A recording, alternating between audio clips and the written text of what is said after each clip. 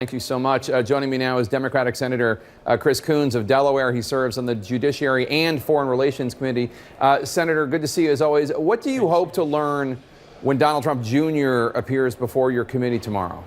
Well, Jake, what I'm focused on is the future public hearing where we're going to be able to hear Donald Trump Jr. and potentially other witnesses testify under oath in public. One of the areas that I hope to question Donald Trump Jr. about in that future public hearing is why he was utterly unsurprised, at least according to the email records, when he was told that there was an effort afoot by the Russian regime, by the Putin government, to try and assist his father in winning the presidential campaign. I would have expected that that produced a more surprised response or different actions than he took. His response, which was to look forward to the meeting and to welcome it, I think suggests he may have known more about the Russian efforts than he has so far let on. Do you have any evidence for that other than your supposition based on these emails?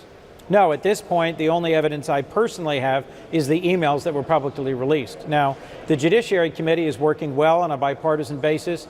Chairman Grassley, Ranking Member Feinstein, and their staff have received, I think, roughly 20,000 documents over the last month. I haven't had a chance to review any of them.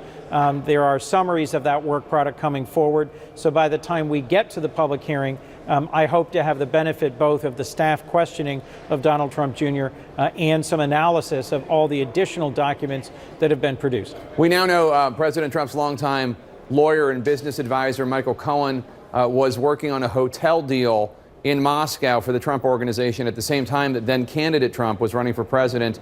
Cohen even reached out to President Putin's personal spokesman. Will Cohen be brought before your committee? I don't know that for certain. Given the recent developments, he would certainly be a likely witness. We've been covering these probes for quite some time now. The FBI, Comey, Mueller, House Intel, Senate Judiciary. At this point, other than tangential Flynn and Manafort business dealings and questions about those, do you know of any evidence of specific wrongdoing by anyone connected with the Trump campaign or Trump White House? Well, at this point, the evidence that we've got in front of us on the Judiciary Committee is a subset of what's in front of the Intelligence Committee, which is a subset of what's in front of Special Counsel Robert Mueller. So I'm not the person who would be in a position to say, yes, there is concrete evidence.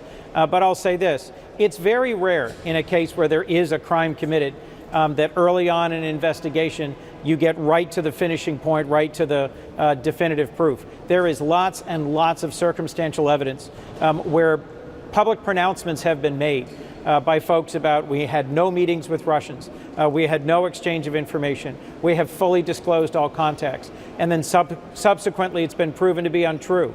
There are dozens now of incidents where senior campaign officials or senior administration officials have had to apologize for or amend comments that they made, or in a few cases have been dismissed because they were untruthful about contacts with Russians. I think we owe it to the American people, given that we know Russia interfered in our 2016 campaign, to get to the bottom of this and to either clear any allegations of potential collusion between the Trump campaign and Russia or find that there really is evidence there and take appropriate action. Let's turn to North Korea. You were just briefed on the ongoing threat by Defense Secretary Mattis and the Director of National Intelligence, Coates. What can you tell us? Well, obviously, I can't tell you what we were told in a classified briefing. I will say this, Secretary Mattis, Secretary Tillis, the Chairman of the Joint Chiefs, Dunford, and the Director of National Intelligence were all there and provided a lengthy, thorough, and detailed briefing.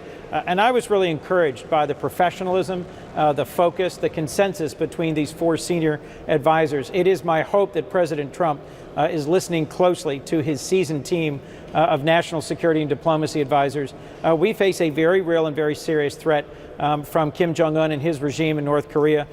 He is an aggressive and unstable head of state, a paranoid man who feels himself to be under threat, and he continues to be successful, unfortunately, in advancing his pursuit of an ICBM and an advanced nuclear device.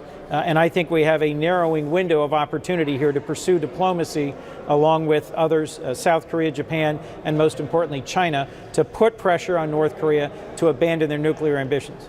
Senator Chris Coons, Democrat of Delaware, thank you so much. Good to see you, sir. Thank you, Jay. President Trump is striking a deal this time with Senator Chuck Schumer.